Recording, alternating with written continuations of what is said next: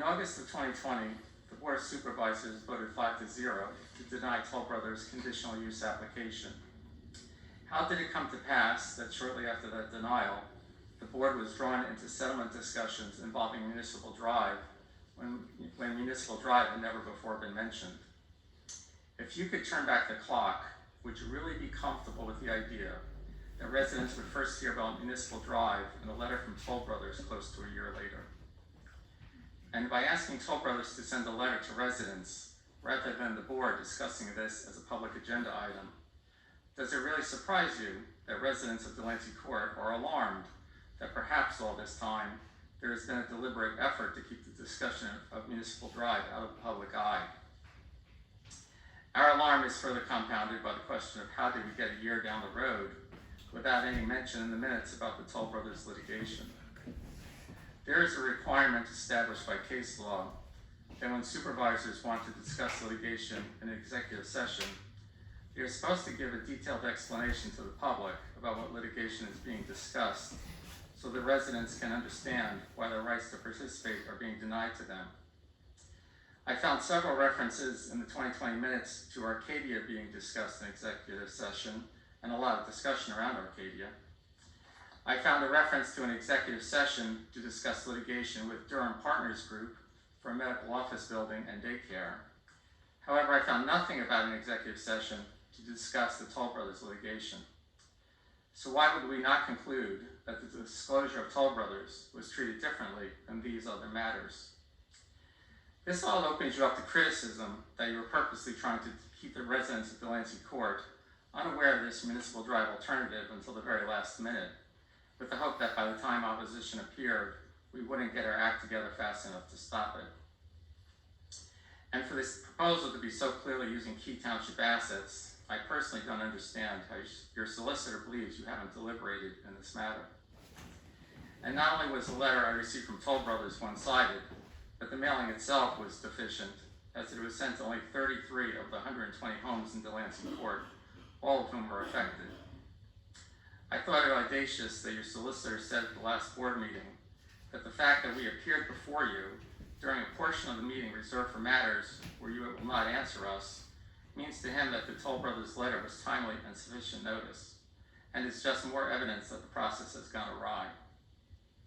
And our alarm turns to cynicism because unlike Newtown Grant, this proposal was drafted before any residents within Delancey Court had a say. Thus the board is viewed with suspicion, and that our say seems to be just a formality since you seem intent to bring this proposal to a vote. Here is the $64 question on the minds of my neighbors. Who decided to bypass North Drive in favor of Municipal Drive? And to us, that means talking about the elephant in the room, the conflict of interest in the selection of the entrance to this proposed development.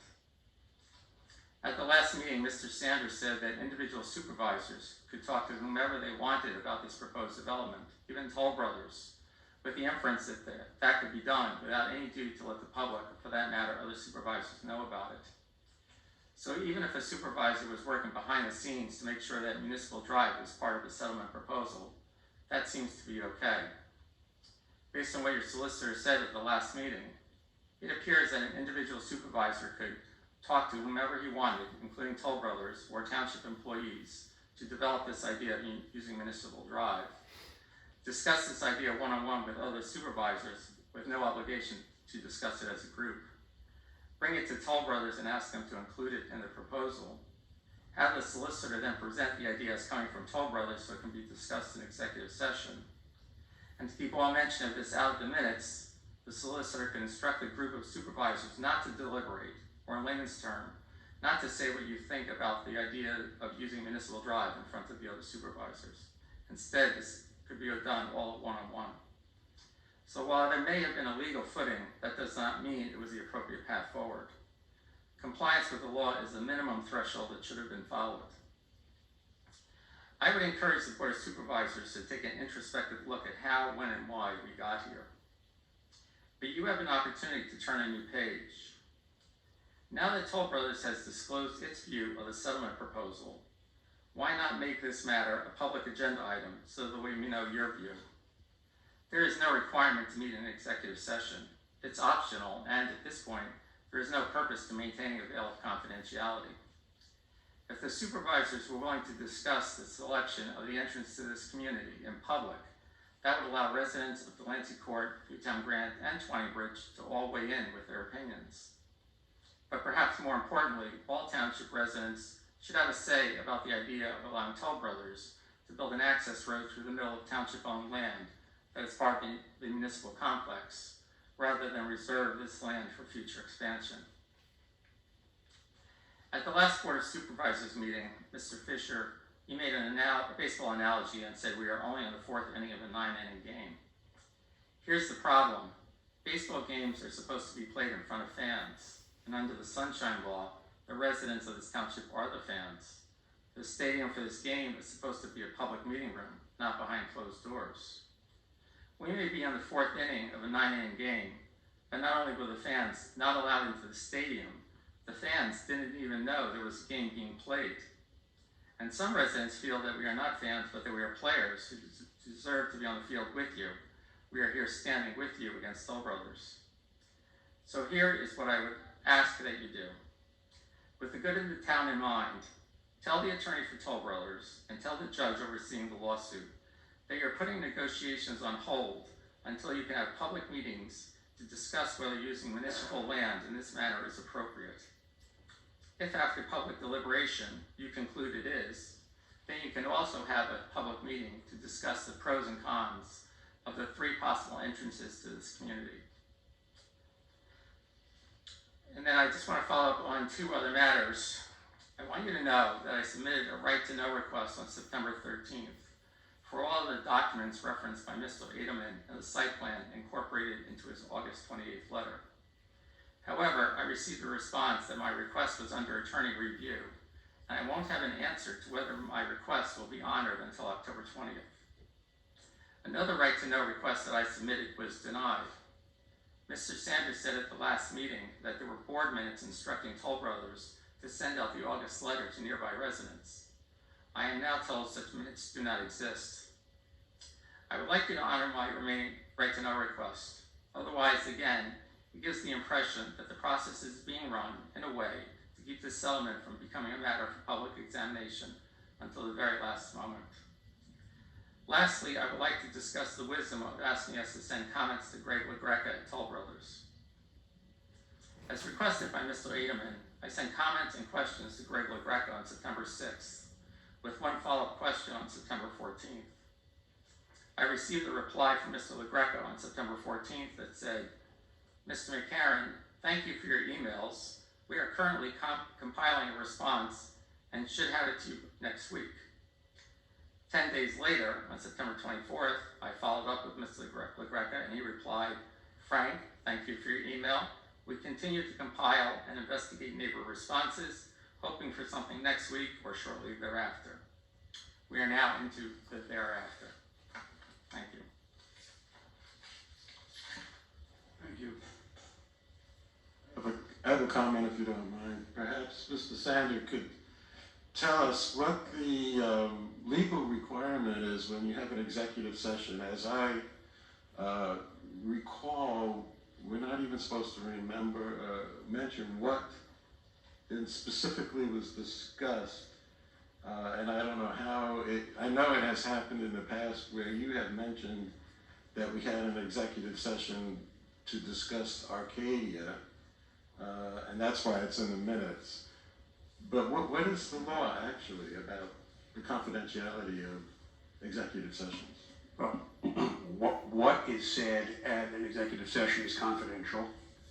There is a requirement based on relatively recent case law that when an executive session is announced in public that one was held, that you must provide the topic of that discussion. So when Mr. Calabro generally is the one who announces that we held executive session, they're generally announced as executive sessions to discuss matters of litigation regarding Arcadia, regarding toll, regarding whatever the item of litigation happens to be, or collective bargaining, police contracts, personnel, staff personnel, et cetera. Right, so we had about, I think, 2 executive sessions relating to toll. I think one going back to January 2020. Was there any mention at a public meeting that we had that executive session to discuss a Toll Brothers settlement? I don't know the answer to that question, Mr. Mayor. If Mr. McCarron is right, there wasn't anything in the record about that. I don't know. Let me give you an example of what was said in the meeting. This was Monday, June 15th, 2020. And it said, executive session. Mr. Sanders said he would be looking for availability for an executive session later this week to discuss matters of litigation related to the proposed settlement of the Durham Partners Group for a medical office building and daycare. So this case, Reagan Eagle, that's pretty much what they're looking for.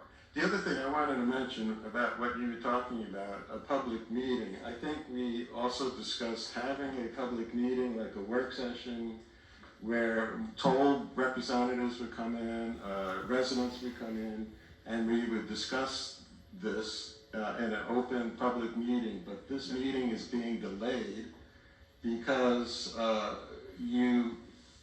they wanted toll to submit something to do with that traffic light.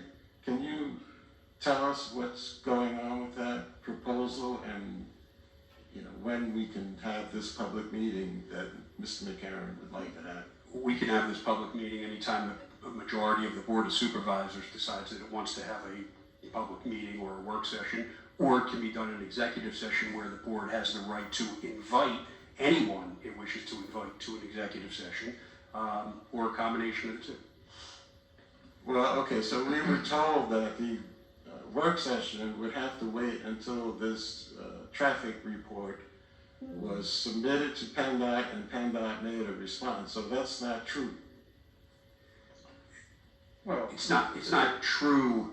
We don't have to wait for that. Correct. That's what you just said. Correct. We just thought it would make sense that we have the most possible data and information.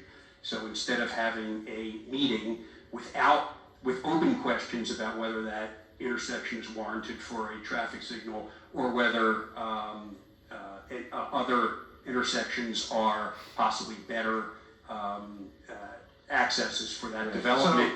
Why have a meeting when there's still unanswered questions? We're trying to get as much information as we can before we hold that meeting. But this board has the ability to schedule any kind of special meeting it wants if you have a majority vote. And so that means a motion would have to be made, correct? Correct. All right, well, I'll have to talk to my fellow supervisors one-on-one to see what they think. I just want to clarify, make sure we're on the same page. What was talked about last week was a meeting with Toll Brothers and Township officials, Toll Brothers Township officials and residents of Delancey Court about this Municipal Drive proposal. What I'm proposing is a township meeting open to residents that will talk about all 3 potential entrances to this community. My view, and I said this at the last meeting, is I can stand here, in August of 2020, I stood here and said, I believe this entrance should be at North Drive. I wasn't the only resident, I said that. And it's perfectly okay for a resident of Newtown Grant to come here and say, I believe this entrance should be at Municipal Drive. That's fine. We're giving equal weight into making this presentation. My objection has been that this presentation to the board in executive session to use Municipal Drive was not done from this podium. It was done internally, and therefore it was not these suggestions were not given the same weight. It was baked in as if it's flour in the cake recipe, and it sowed mistrust. I mean, there's a mistrust in the residents of Delancey Court in this board right now, and I think that you have an opportunity here to restore it by now just moving this matter to a public matter. And I think that's how it should have been handled in the beginning. Unfortunately, it wasn't, but I do believe you have an opportunity to restore the trust of the residents by having such a meeting. Thank you.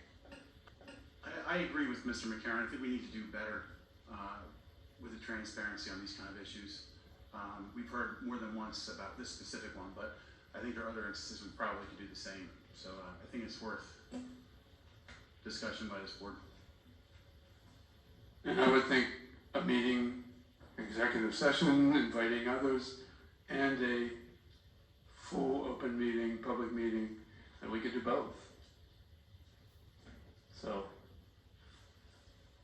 I'd be in favor of meeting and being transparent.